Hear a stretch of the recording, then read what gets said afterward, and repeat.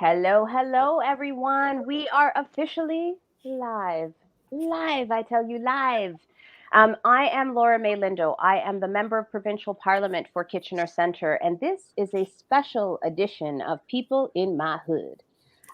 The reason that we had to call this special edition is because we've received yet again some new reports from the government about what's going to happen on Monday. And I have to tell you, my office has been inundated with questions and concerns, etc. But before we actually jump into the conversation and I introduce the amazing people in my hood that are on screen with me today, I want to start as I've been told, you have to start well. And so you start well with a land acknowledgement. I am hosting this podcast from my home in Kitchener. This land has been held down, cared for, loved, and stewarded by the Haudenosaunee, the Anishinaabe, and the neutral people. The finding out of the land you are on is the easy part, friends. You can Google that. What is most important and critical to taking part in each step towards reconciliation is making a concrete connection between the conversation that you are about to have on stolen land and the fact that you are having it on stolen land. And so today, having to call a special edition of a podcast and bring some educational leaders together to have some real talk on this podcast reminds me explicitly of the kinds of political decisions that were being made around the creation of residential schools. The decisions to keep certain information away from families while those residential schools were in operation, and to not allow people to make decisions about the well-being and the care and the love of their children for a variety of reasons. By withholding information, it didn't allow people to make certain decisions. By withholding rights, by withholding access to things that were necessary, it did not allow them to make decisions that would actually hold these kids with care, love, and compassion. And so now here we are in 2022, during a pandemic, a global pandemic at that. And again, I'm hearing nonstop from community members that there is a withholding of information by government that's not allowing them to make decisions that would, in fact, keep their kids safe or feel confident in the decisions that they're making to ensure that their children are safe. And so, with that, I would like to do this just as a bit of a recap for those that have not been awake since yesterday when new information was provided to us. We have been now told that schools will resume in person on Monday. We've been told by the government that everything that we need to keep the schools safe is available to us in the schools, that there's nothing to worry about. Everything is awesome, just like the Lego movie. However, on the ground, I'm hearing something very different. So I want to begin introducing my guests in this fashion. I'm going to go to a CTV article that was published yesterday, and I'm just going to tell you what was quoted from Jeff Pellich, the president of the Elementary Teachers Federation of Ontario in Waterloo. And I quote, "We know that in-person learning is the best for most students, so we want to be back, but we want to be safe." It's actually that simple. And I want to start with that simple idea because there also seems to be a communication machine that is coming out around us that is suggesting otherwise. Every single person that has reached out to my office wants their children, the staff, the educational workers, whether they're bus drivers, custodians, the teachers in the classroom, everybody wants safety for their kids, but we can't do that unless we have the information that we need and the access to the tools that we need to keep it safe. Now, that said, the minister told everybody in a press conference yesterday that everything is perfect and ready to go for Monday. And my question to my special guests is this, and I'll go through each one. I'll introduce you like as I go, just very, very quick. Um, I'm going to start with you. I should have told you who I was going to start with, but I didn't. So I'm going to start with you, Jen. And so Jen Wallich is the president of ATFO, the Designated Early Childhood Educators. And my question to you is simple. Is everything good to go? What are you hearing on the ground? I'm hearing from my members that they're scared. They're scared because they work with the most vulnerable. They have the students that can't be vaccinated. They're in kindergarten. they are not eligible for vaccination. And the number of students, the sheer number of students in a classroom. You've got 2, 3, 4 educators and 30 students, and trying to physically distance kindergarten students, kind of like herding cats at some point. It's just, that's their nature. They want to be with one another. They want to interact with one another. That is their social development. And when you've got that many kids, it's almost impossible. Masking is not mandatory for kindergarten children. So they're scared. They're scared about what they're going to bring back to their families, what they are exposed to, and how is that going to work? With our board, with the public board, we also offer the before and after school care. So we have children from other grades that are interacting with the students in these classrooms. So you've got cohorts mixing here, there, and everywhere. And they're just really scared. Thank you for that, Jen. I'm hearing a lot about that, about the concern with cohorts. Again, I rewatched the minister's press conference before coming on here, and then I took a very deep breath before I pressed the live button. And in the press conference, he talked about the importance of the cohorts, but what I'm hearing on the ground is that there are potentials where those cohorts will not be able to exist, where classes might get collapsed and people don't know if they're even going to be told about that. So I know that I am also hearing the exact same things on the ground. I'm going to move over to Rob Dasho, the president of OSSTF Teachers and Occasional Teachers. So Rob, tell me, what is it that you are hearing on the ground? Are we all good to go? Is everything awesome? Well, you were just talking about cohorts. I mean, nobody has believed since September that we have cohorts in high school. It does not exist because maybe for the time when they're in class, if they're sitting in rows, if they're wearing their masks, that's another battle that a lot of teachers are, I mean, for years we've had the battle of turn off your cell phone, please. Now it's put your mask up, please. Wear the mask, wear it properly, wear the right one, just constant, because there are lots of kids who have actually been very, very good about it, but there's always kids in the room who, I don't want to, you can't make me, and so on. So, I mean, there's that, but the idea that we haven't had cohorts because as soon as the bell rings, they're out in the hall, they're all mixing together, they're all together at lunch.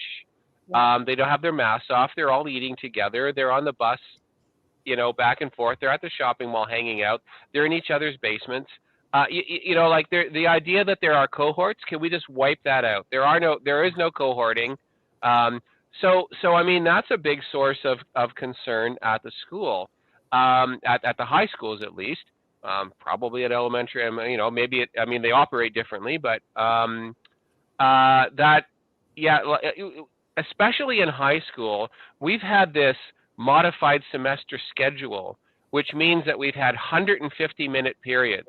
So here's your day. You have a 150-minute class, then you have 40 minutes where you're supposed to get stuff together for the next class, go to the bathroom, eat your lunch, and get to the next room in order to sit down and have another 150-minute class period with kids who are tuning out because there's not a lot of adults who can sit through 150 minutes. I think they complained about the last James Bond movie was about that long and it was too long, right? People can't sit through it. And why are we doing that? Well, because we have to have cohorts.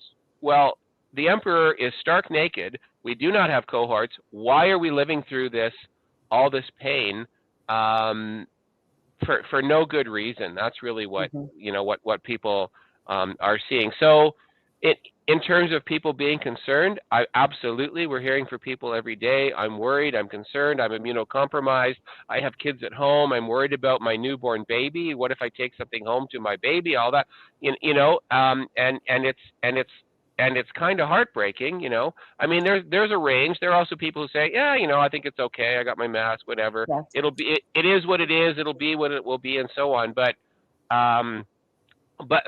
what has really got a lot of people concerned is the message that Yeah, we're not reporting cases anymore. We're not going to do that. We're just going to, if 30% of the school stops coming, Yep. then we'll maybe do something. Or if somebody's coughing, maybe we'll give them a rapid test. But that has people very concerned that it's like we've just given up. We've just decided, yeah, we can't do this anymore. We're just going to give up, and everybody into the stew, and see what happens. So. That's part at least of where we're at, I think, at this point. Thanks so much, Rob. I can tell you there's two big threads there that they go in two different directions, but everything is so interconnected. One is the fear that people have about what they're going to be taking home. Since the beginning of the pandemic and the very first shutdown of schools, there seems to have been messaging as though teachers don't have families. And there seemed to be like this shock when they realized that teachers, if they were teaching a virtual class, also had to put their child on a virtual class. And people are like, what? Which is funny because it reminds me of like my little guy who thinks that all the teachers like live and sleep in the school, right? Yeah, And I'm exactly. like, I think the minister should know a little bit more than that. But that's just me being cheeky. If the So minister there's were the that. least bit interested in schools, maybe, but I don't think he's Maybe. much. He has about zero interest in what really happens in schools. He wants to move on to his next job. But sorry, that's my commentary. Yeah. Listen, there's just I think at the end of the day, what I do keep hearing is that there is such a disconnect. There's such a disconnect. So then the other flip side of it is this weird idea that parents don't want information, because I don't know how else to interpret the idea of relying on absenteeism that collapses not just COVID positive cases or folks that are waiting for results, but anybody who happens to be absent for any other kind of reason, into what you get reported. So I have people in my community that are reaching out to me saying that, like, I need information, actual information about what's happening because the pandemic does continue. I'm going to hand it over to Sean. Sean Hibbs is the president, education support staff for OSSTF. So I'm going to send it over to you, Sean. What are you hearing on the ground? Feeling good? Everything cool? Well, thank you. No, we don't feel everything's cool. Like we agree 100% that in-person delivery of education is absolutely the best position. There's no substitute for in-person education, but the minister and the government's failed to supply us with the proper conditions to be able to do such education safely. Releasing funds, partially releasing funds for upgrades to HVAC in the middle of a pandemic does very little to create a safer condition. These kind of projects and infrastructure take years of planning and construction to complete. You can't just release $1 million to a district and overnight have an upgraded HVAC system. They close down schools over the summer and try and get those projects done over a 3 or 4 month period. And as everybody in this room well knows, it usually extends a couple of months into the school year just to get those projects done. Infrastructure projects take a long time. And it's a knee-jerk reaction to what the problem is, and the problem is that they haven't been keeping up with the school maintenance all along, and that is problematic. And it seems to be a lot of a day late, dollar short on a lot of the actions they're taking, and quantities of supplies that are coming through are concerned. Right now, we have our people are being asked to try and get a full week out of an N95 mask, and that could lead to other problems, and we're not behind that. The masks should be available if the need is there, and we've all agreed the need's there. That's why they've stepped up the masking program. Then the masks need to be available, and they need to be available on a daily basis. And this thing that you can recondition or reuse your mask, that's just leading us to other dangers. Yeah. Also, with my group, the unique concern with them is, they're at the hubs of everything. It's the main office, it's the library. So, we all agree that cohorting's a joke, and that there is no real such thing as cohorting. But the people in these hubs are exposed to absolutely everybody in the building. They all pass through these areas. That's where where instructors and teachers come to pick up their news, and at the end of the day to drop stuff off at the office, and it's the sick children go through the main office while waiting for their parents, and then the whole classes go through the libraries. Yeah. And I also look after people who are considered itinerants, and they travel from school to school, and there's no processes in place for that. So if on an IT basis, you may have somebody who's in 5 or 6 different schools per day, and over the course of a month, we'll put a foot in every single school in the system. And that's not a containing feature. That's Yeah. very problematic, and exposes these people to a lot greater risk.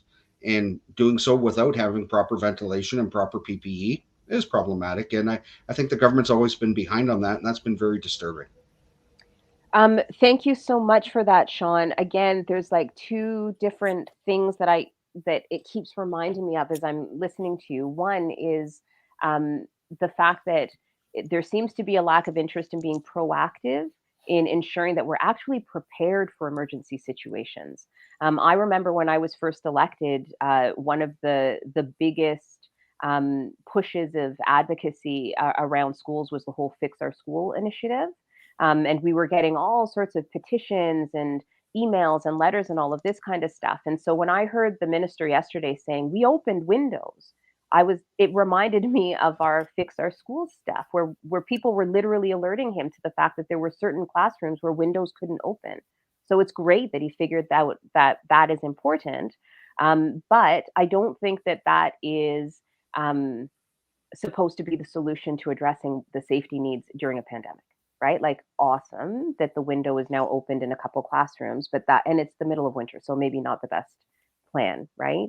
But again, it comes back to this idea that if we are not proactive and thinking about these preventative measures in the long term, when something like this happens, we are so many steps backwards, which leads me to my other concern, that when I'm listening to you folks speaking about what's happening in your respective areas, I have heard the exact same thing about the lack of proactive steps taken by government in long-term care. Like when we think about why the schools were closed because of the strain that we had on our healthcare system, we were hearing that about hospitals. Like, where is the plan that is further than our noses? And where is the bigger plan that's going to ensure that things are sustainable? Because I do have to tell you, I'm very worried that the sort of half measures to get us through this school year will be considered complete by this particular government. And then all of the other issues that were being raised around safety and security in our schools will get ignored because they'll just read out their litany list or their laundry list, sorry, of millions of dollars or billions of dollars invested in something that was needed in an emergency situation because they refused to invest long term in the first place. So after that little rant, I'm going to hand it over to you, Nathan. Nathan Core, president of ETFL, Waterloo Region's Occasional Teachers. Bring it on. How's it going over there? What are you hearing on the ground? Thanks, Laura. Thanks for having me. We're in a unique position. We're temporary contract workers. We are your supply teachers, your substitutes. We use the term occasional teachers. We go in from a day-to-day or a longer-term contract, but we're casual employees. We accept work when it's available. So of all the employee groups, I would say we really want to get back to in-class learning because they want to work. But the double-edged sword is we are younger teachers, or we're sometimes retired teachers, and the older folks are actually the ones that are greatest risk of this virus. Thank goodness this virus is not affecting students from a death rate or a symptomatic rate, but the transmission is still there, and it is our people that are going into the classroom, and we go from school to school, class to class. So you want to talk about cohorting? We're all over the place, yeah. And if they can afford to, occasional teachers are choosing not to work. They're looking at the balance, and it's between either putting food on the table for their family or potentially bringing back a virus to their family if they're younger teachers have a young family, or caring for their parents, which is a very common element, or they themselves are in that older group. And it's a dangerous situation. And I find it incredibly, sadly ironic that just the other day, the Minister of Education decided that their Band-Aid solution to attracting more occasional teachers was not to address the health concerns, not to address the vaccination rates of our younger students, but to try to entice retired teachers back into the classroom, which I would say during a pandemic that affects significantly older adults is simply irresponsible. Yep. Nathan, okay, I have to take a deep breath.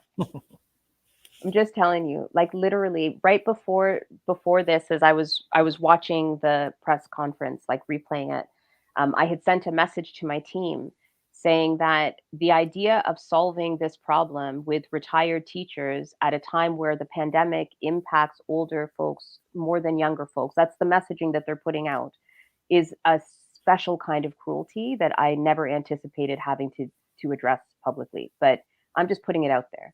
That is a special kind of cruelty, because again, it's putting this added layer of pressure on more vulnerable populations, and it's completely paralleled with what happened in long-term care, where the bulk of what needed to happen to protect PSWs, the government refused to do.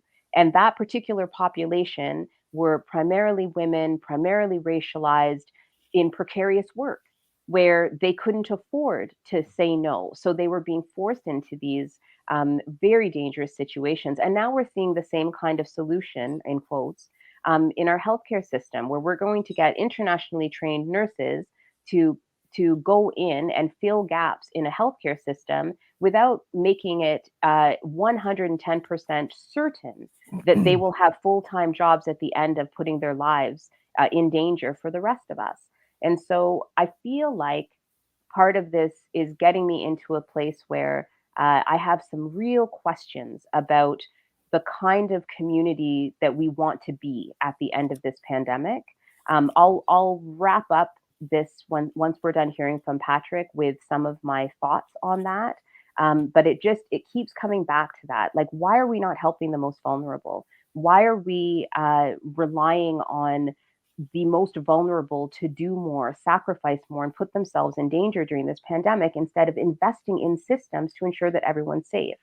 I have a question as well for you around that, which I'll come back and let everybody say a couple things after, but just throwing it out there. We don't even have confirmation then that these occasional teachers that are going from school to school when they can and when they feel it's safe have access to the PPE that the government is saying that they're putting out and making available at all the schools. Because I'm also being told on the ground that they are counting the number of masks that they're sending to schools. So they have solid, stable numbers that they are using to ensure that PPE is there. So what happens to all of these other people that have to come in that the government is saying are going to be the quote unquote solution to this pandemic and this crisis? I have lots of questions, folks, is what's happening here. But before I keep my rant going, I'm going to send it over to you, Patrick. So Patrick Atmansky, the president of OECTA, the Catholic Educators Elementary and Secondary. How's it going? Feeling good? And occasionals. And occasionals. Yeah. Can't forget them. Feeling good? No. No. Yesterday after the announcement that was made, which really was nothing, I heard loud and clear from my membership, same old, same old. The one that troubled me the most was, how stupid does he think we are? And I mean, I think that's a really valid question at this point. When the Minister of Education and the top doctor in this province get up and they talk for an hour, and most of what they say is self-congratulatory, I think we have a problem. I think we have a big problem.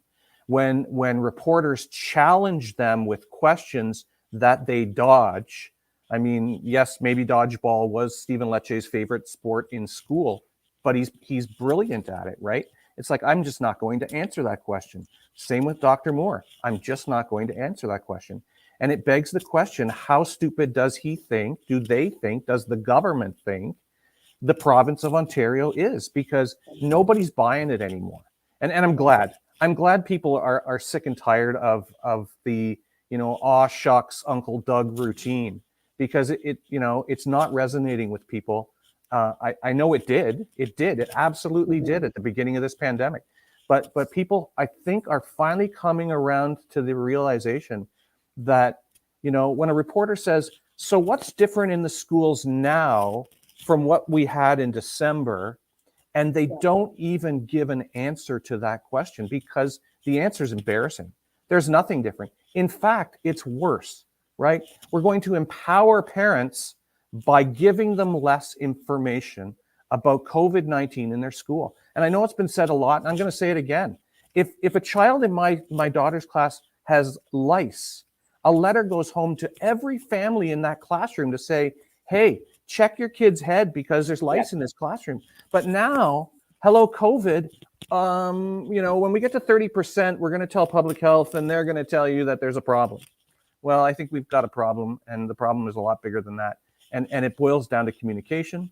This government doesn't have a plan, and it is a severe lack of leadership that it's literally killing people. And I hate to say that because it sounds like, I'm being overly dramatic, but that's the truth, right? You look at the statistics, and every day, 10 people, 20 people, 30 people, 40 people. Mm-hmm. And those folks in the long-term care homes, they're at the center of it yet again.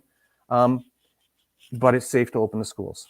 And yes, the kids need to be there. That's where you started. That's where I'll end. The kids need to be in the schools. The teachers want to be there with them. And we all deserve a safe place to go every day, especially the kids. Thank you so much for that, Patrick.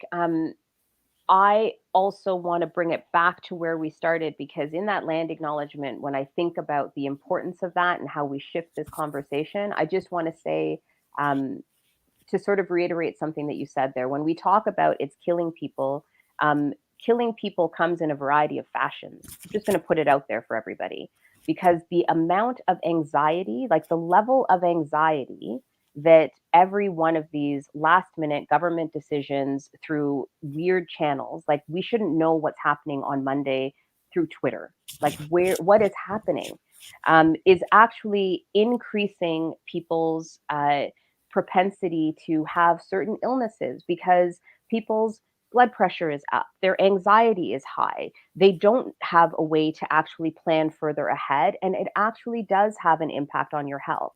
There's an impact on our mental health. We keep talking about that with students. We were talking about the lack of investment in mental health supports for students before the pandemic. During the pandemic, it's even worse. And in all of those discussions, we haven't talked about the mental health of the educators and the educational workers around those students who are having to hold these government decisions in real time in unsafe spaces. And they're supposed to just sort of smile and work with it because they don't want to scare the children. That is a level of anxiety that none of us should have to go through when we have the means to do better. We can make different decisions. And to your point, Patrick, about the dodging of questions, I raged about it in my notes in front of me, so I'm going to say them out loud. There was a direct question to Dr. Moore saying that on January 3rd, hospitalization and ICU surges were going to be used to determine when schools were going to return. He was very clear about the data that was needed to say that we're ready to go back. And all of us, of course, the starting point is we all want kids back at school. Totally get it. But now all of a sudden it's absenteeism, and it's absenteeism that's not just related to the actual pandemic. And so we don't even know what data is being used. And when the question was asked directly, Minister Lecce answered many words about things and then didn't hand it over to Dr. Moore, and then realized he hadn't, and literally has the mic and was like, oh, and then turned back and just said, oh, okay. And then they moved on to the next question. Mm-hmm. People are asking the reporters these questions. Like, people are asking these questions in public forums because they need the answers. They're not asking them just to be mean-spirited. They need the answers. And the fact that we've got a government that has created a culture of dodging hard questions gives me a lot of anxiety, stress, and makes me want to swear a lot. But I'm not going to swear. I've done really well. It's been 29 minutes of me not swearing about this, which you're welcome. So what I'm going to do is this. I'm going to go around very, very quickly and ask everybody. I try really hard to, for those that don't know me, to put something positive into the universe, no matter how difficult things are. And so the way I'm going to do that this time is I'm going to go back around to each of you, and I'm going to ask you to tell me one thing that could be done right now to make you feel like things were safer. And my guess is that as one person says something, it'll sort of snowball, right? But let's speak into being everything that we need to ensure that schools are safe. And I will play by my own rules. So I will start with, I do think that we need these more sick days. Like we need paid sick days so that people can actually make decisions to stay home and prevent things and be proactive, as opposed to being so worried about whether or not they can pay their bills. And so they show up at work, whether it's in our schools or doing whatever they need to do. So that's my, if we could do that, I want the Legislative Assembly recalled so we can make that magic happen. Jen, what's something that could be done right now that would make you feel like we're moving towards safer schools? Class sizes, especially in kindergarten. 30 children in a room that wasn't built for 30 children, unmasked and unvaccinated. I mean, you can't have lunch separated. You can't have proper play. You can't have proper teaching in that situation. So I've got to say class size is the biggest one. Beautiful. Thank you, Jen. I'm going to move it over to Rob. What's one thing that we could do, the government could do right now to make you feel like we're moving towards these safer classrooms? Well, Jen nailed it. It's class sizes, right? It's in high school, you probably have like 30 teenagers at least in a room. It is absolutely impossible to have physical distancing. There has not been physical distancing in these rooms. Now, could that happen right now? Well, I mean, it should have been done a long time ago. In the middle of the school year now, I don't know how you would do it. Yeah, I mean, there is no physical distancing. There is not enough space for kids to be distanced in their classrooms, to be distanced at lunch. They're all together everywhere, masks off while they're eating. And I think we've kind of just, someone's just thrown up their hands and said, well, we can't really do anything, so we're just gonna, close our eyes and cover our ears and wait for the storm to pass. Basically, I think is what's happening. But yeah, class size. Yep. Should have been done 2 years ago. Yep. Okay. Thank you, Rob. Handing it over to you, Sean. What could be done to add to this feeling of sense of safety in the classroom? Well, absolutely. From my perspective, it's got to be testing and reporting, because not getting word out to parents until 1 out of every 3 students is sick with COVID is ridiculous. With the incubation period, you can safely assume the other 2/3 already have it by that point. And, you have to do the testing. You have to make the testing available so you can identify it. And you got to do the reporting. And then that gives the parents the empowerment to make the decisions they need to make. And it also makes the parents a little more aware of where the disease is spreading, where the pandemic is spreading. And if it's rapidly going through their schools, how they treat that sniffle and the cold and the first signs with their own child would be significantly different. Because I'm me as a parent, I do realize how many sniffles, sore throats, earaches kids go through every year. But if I'm aware that there's a surge in my child's school, I'd want to be aware of that so I can treat what's happening with my child and not just dismiss it. So I believe the testing and proper reporting of those numbers is key. Thanks. Beautiful. Thank you, Sean. I'm going to throw it over to you, Nathan. What's something that they could do right now that would help us to feel like these schools are safer and are ready to go? You know what? It's going to sound controversial, which is amazing to me, because 3 years prior to this pandemic, vaccination for children was never a controversial issue. But you know what, I've resigned to the fact that we're getting thrown back into the classroom. We need to be back into the classroom, but what's going to happen without the safety measures is this virus is going to run through the population, and the vaccination rates of our children are not at a level that I believe is safe. And the data is there. You are more likely to end up in the ICU if you are unvaccinated. Yeah. Why would we put our children in that position? Let's vaccinate our youth, get them protected. We've been doing it for 100 years. We've been doing vaccination and defense against viruses for 100 years. Yeah. Thanks. Thank you, Nathan. I'm going to throw it over to you, Patrick. What can we do? What else can we be doing to make sure that these schools are safe? The other day I heard Dr. Isaac Bogosh on TV talking about the self-screening.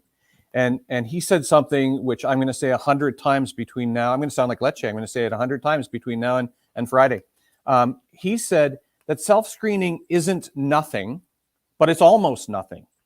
And when you put it into the schools and ask kids to do self-screening at home, and then come to school, come into their classrooms, sit down in their classrooms, and then tell the teacher whether or not they've done their self-screening, completely eliminates the benefits of doing a self-screening. So, we don't know. We don't know when those kids walk through the front door of the school whether they've done it or not. And that's the problem. If there could be some kind of a method where the kids have to show something at the door before they even walk into the building, that would make everyone in that building feel a little bit more safe. Thank you for that, Patrick. Thank you to all of you for joining me today for a special edition of People in My Hood. I'm going to end this live stream like this. I've been thinking a lot, like this is supposed to be a philosophical podcast, and it's because that's how my brain works. And so I'm just going to end it with a thought.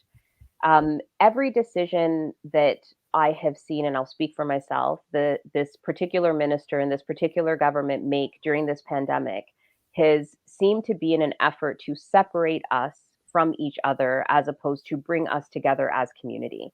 The idea that it is more empowering for me as a parent to have 2 rapid tests for myself, to make my own decisions devoid of any consequences of my decisions on the broader public, whether it's the kids in my kids' class or the people in my kids' school or the schools that are networked around me or any of that.